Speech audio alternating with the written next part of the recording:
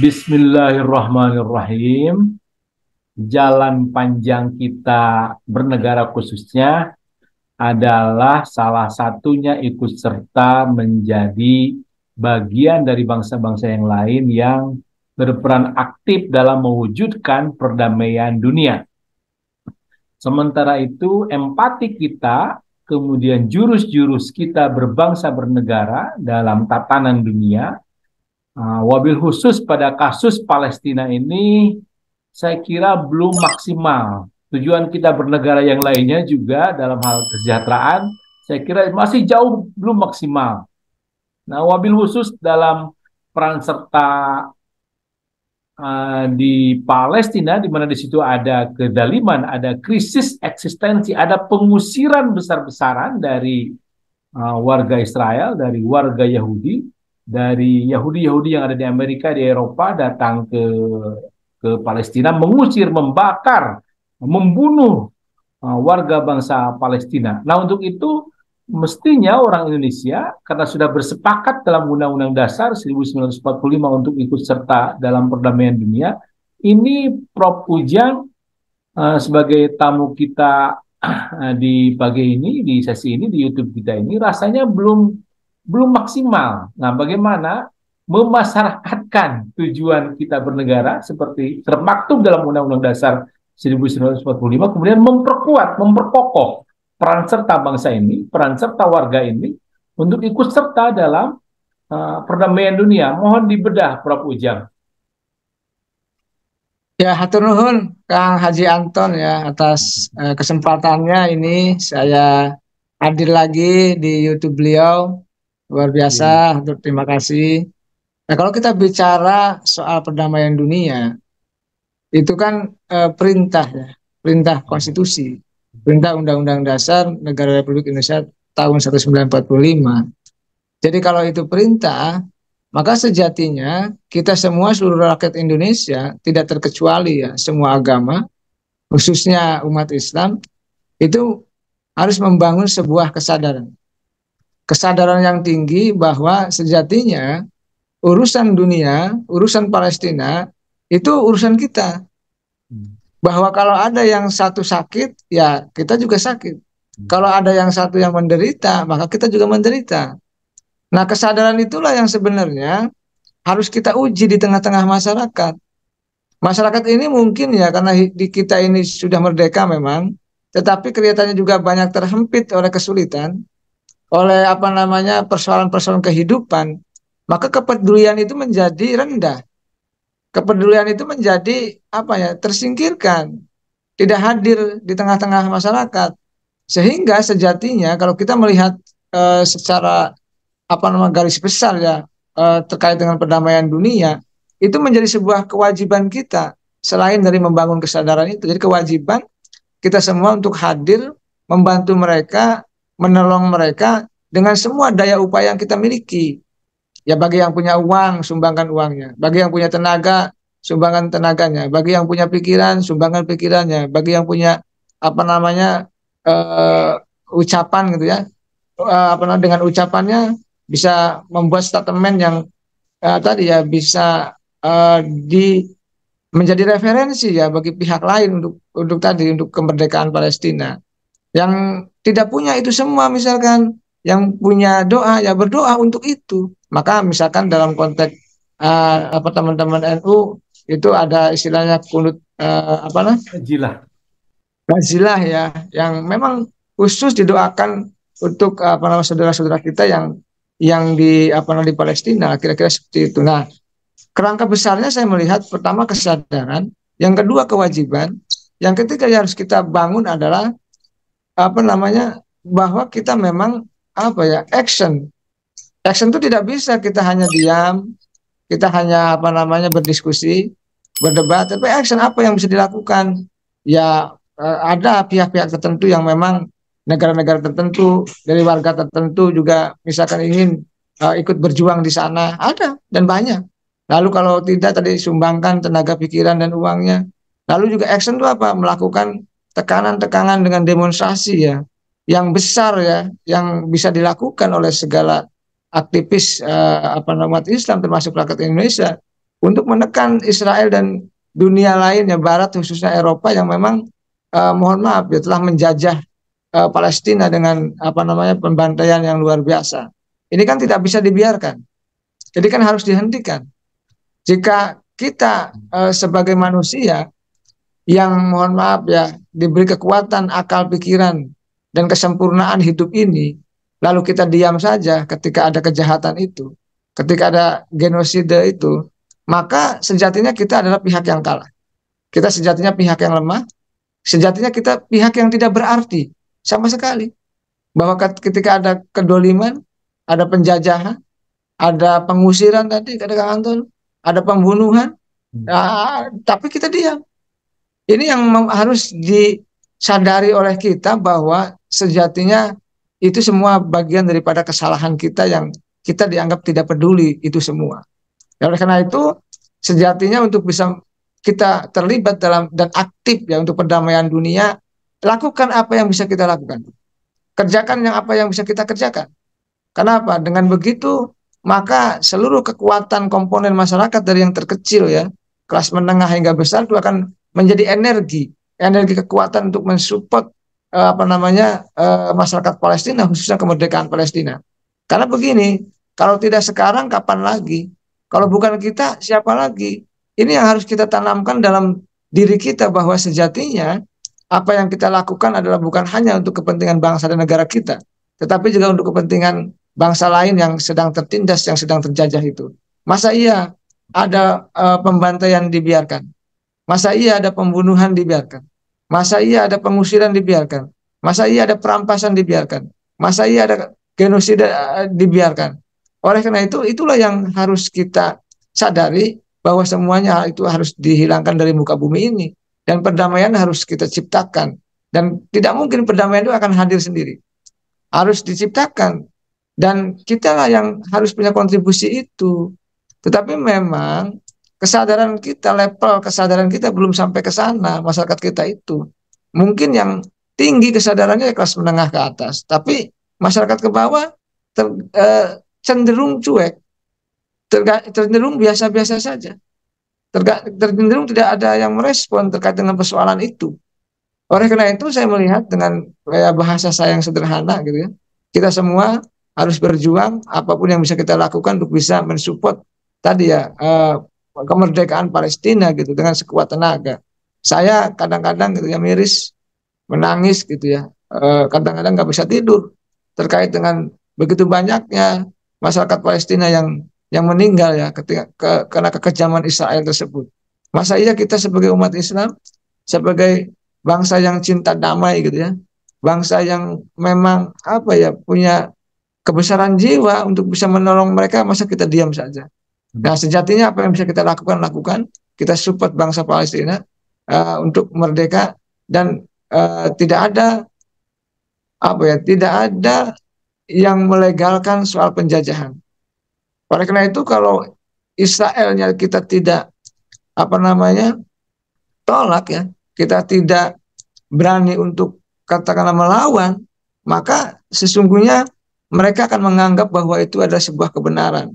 Dan kita yang kalah, itu yang harus kita camkan. Sejatinya negara-negara muslim juga harus solid, negara-negara lain juga yang pro terhadap Palestina juga harus solid, misalkan Rusia, China, misalkan Iran, bahkan Indonesia harus sama-sama terlibat aktif untuk bisa menghentikan penjajahan Israel itu.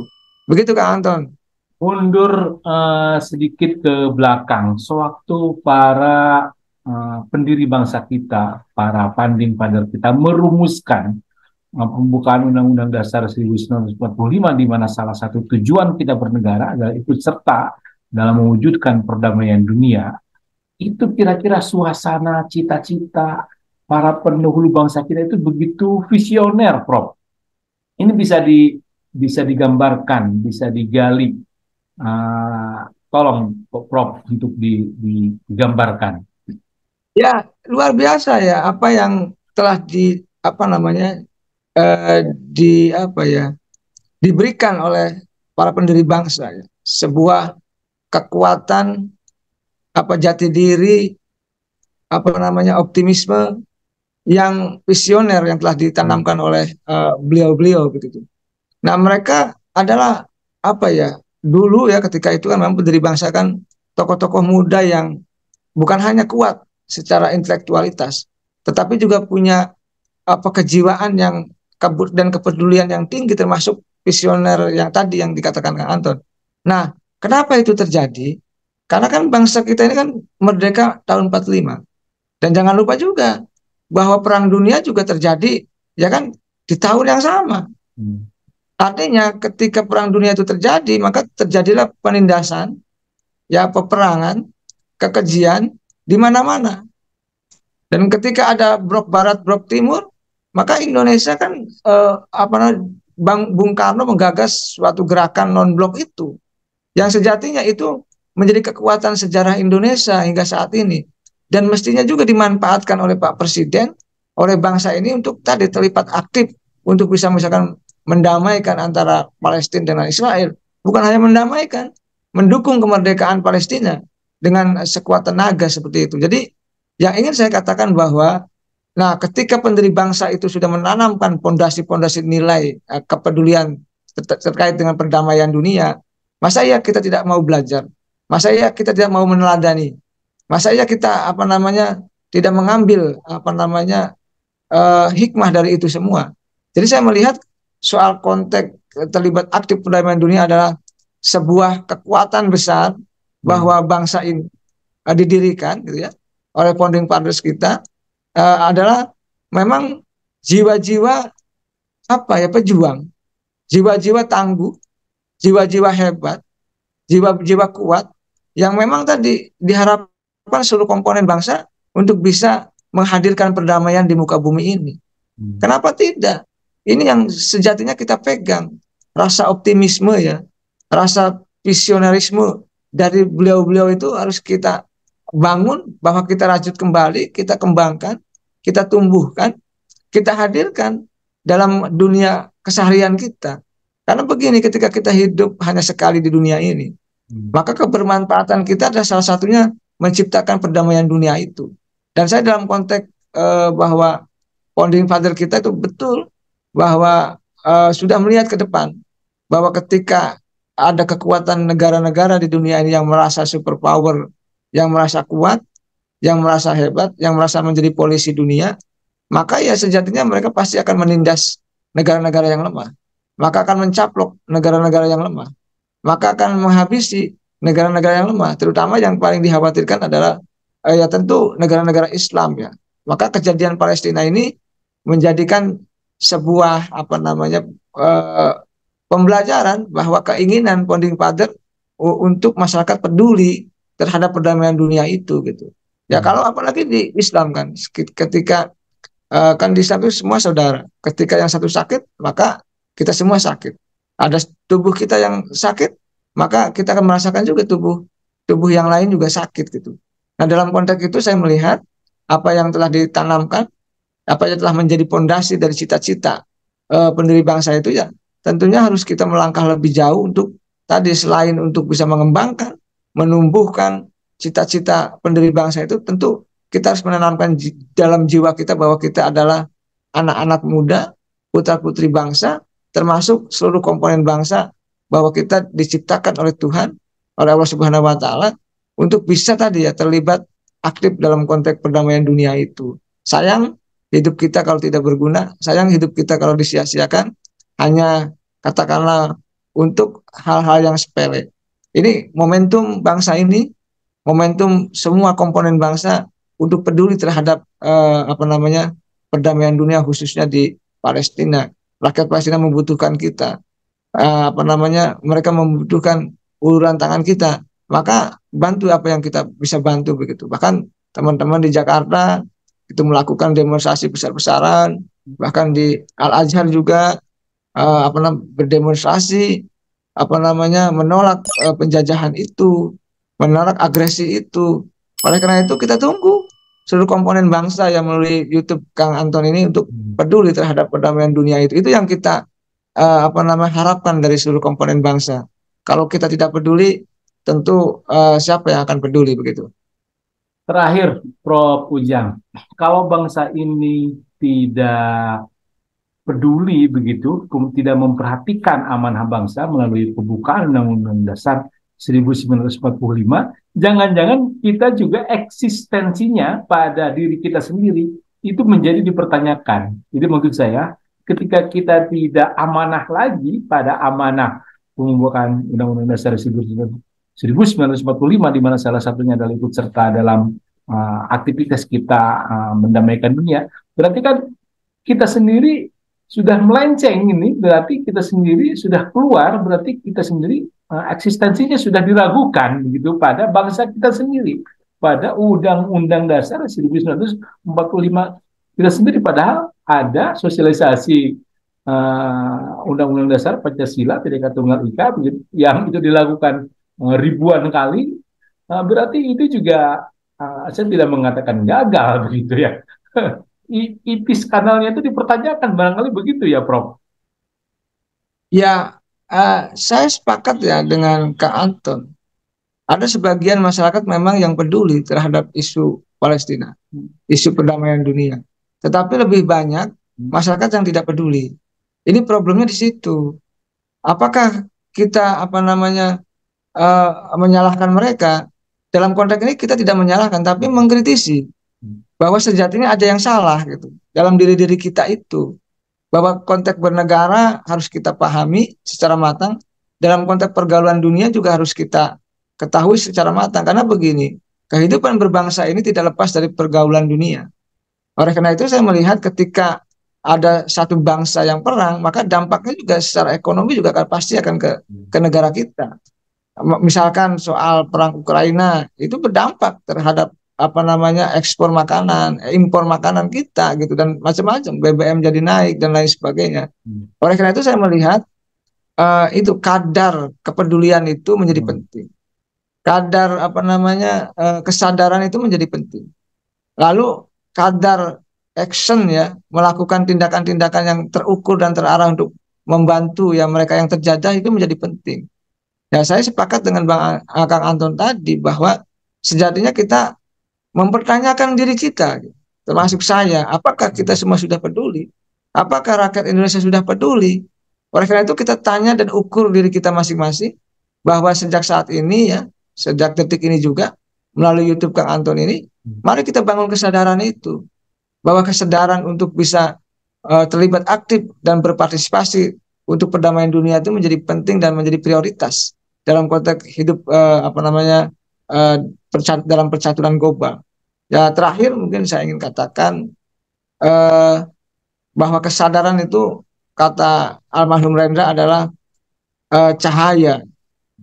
Jadi kalau kita sudah memiliki kesadaran yang tinggi, maka kita sudah punya cahaya yang tinggi dalam konteks itu. Jadi kalau kesadarannya rendah terkait dengan amanah pembukaan Undang-Undang Dasar 1945, artinya memang kita tidak mengerti terkait dengan persoalan-persoalan isu-isu dunia begitu. Oleh karena itu saya pesan di YouTube Kak Anton ini bahwa mari kita berjuang, bukan hanya berjuang untuk kesejahteraan rakyat Indonesia, tetapi bagaimana untuk bisa terlibat dalam perdamaian dunia.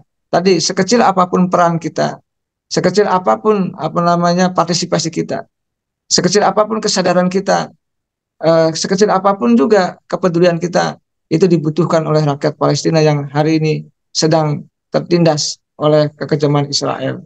Masa kita sebagai manusia, masa kita tidak punya empati dan kesadaran itu?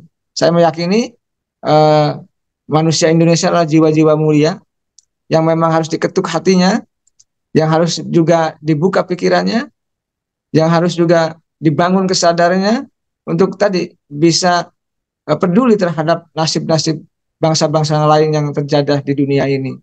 Itu saja Kang Anton yang bisa saya sampaikan. Mudah-mudahan bermanfaat. Mohon maaf sudah terlalu lama saya tidak hadir di YouTube ini gitu ya, karena kesibukan yang lumayan begitu Kang Anton. Hampura pokoknya masyarakat Garut, masyarakat Indonesia, dan teman-teman di negara lain, mari kita bantu Palestina dengan sekuat tenaga kita. Terima kasih Prof. Ujang. dari Universitas Al-Azhar Indonesia. Selamat berpuasa Daud. Dan dengan ini kemudian rasa kemusliman kita, rasa kebangsaan kita, rasa kemanusiaan kita, rasa nasionalisme kita tadi sudah dicoba diungkit oleh Profesor Ujang. Wallahu alam bisawab. Sekali lagi saya minta doanya kepada Profesor Ujang yang sedang berpuasa untuk kebaikan keluarga saya, keluarga Garut, Amin. keluarga bangsa Amin. ini, keluarga bangsa, keluarga Palestina. Amin. Amin. Hatur nuhun, Prof. Assalamualaikum warahmatullahi Sami-sami, wabarakatuh. Kang Haji Anton.